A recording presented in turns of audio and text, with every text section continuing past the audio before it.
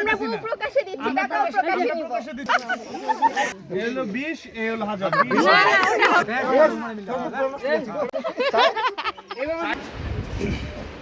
Hello everyone, আসসালামু আলাইকুম। আপনারা সবাই কেমন আছেন? আশা করছি আপনারা সবাই ভালো আছেন। আলহামদুলিল্লাহ আমি অনেক বেশি ভালো আছি। আজকে আমি আপনাদেরকে পুরো গ্রামের একটা বিয়ে বাড়িতে নিয়ে যাব। অলরেডি আমি অনেক লেট, তাই বাসা থেকে কোনো রকমে রেডি হয়ে বের হয়ে পড়লাম। গিয়ে আবার এই যে আমার এই ফুলটাকে রেডি করে নিয়ে বের হলাম।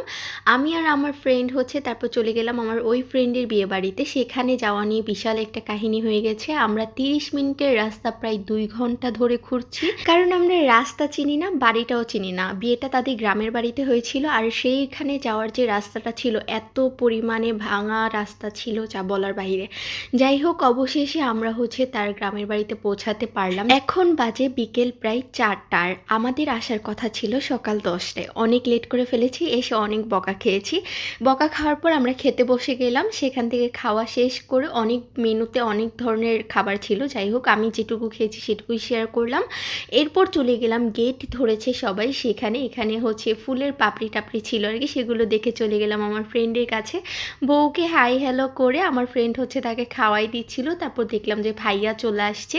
চলে গেলাম জামাইকে রিসিভ করতে। আন্টি জামাইকে চেন বা রিং কিছু একটা দিয়ে গাড়ি থেকে নামালো। এটা প্রত্যেকটা গ্রামেরই আর কি নিয়ম, সব জায়গারই হয়তো বা নিয়ম এটা।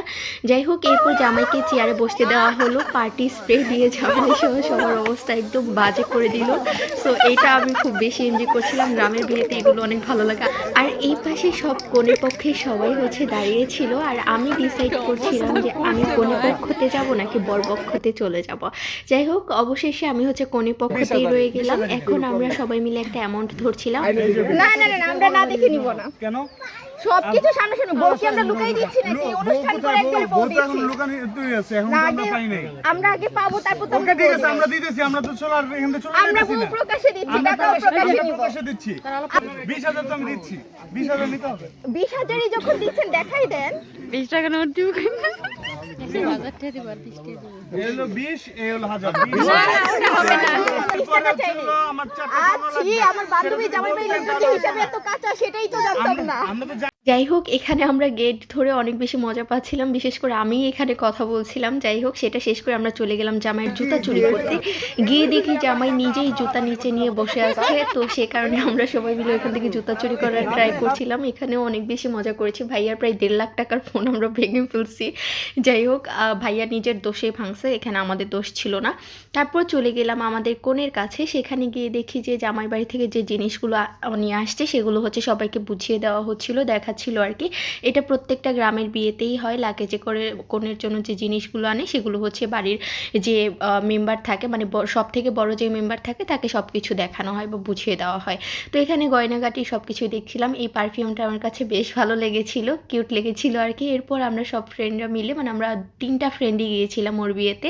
আমরা 3জন মিলে একটু ছবি টবি তুলে নিলাম। এখন আমি আমার বাসার দিকে রওনা হব। অলরেডি 5টা বেজে গেছে। আমার মাওনায় আরেকটা কাজ আছে, তো সেই কাজটা শেষ করে তারপর বাসায় যেতে যেতে সন্ধ্যা হয়ে যাবে। সে কারণে আমরা সবাইকে বাই বলে বের হয়ে আসলাম।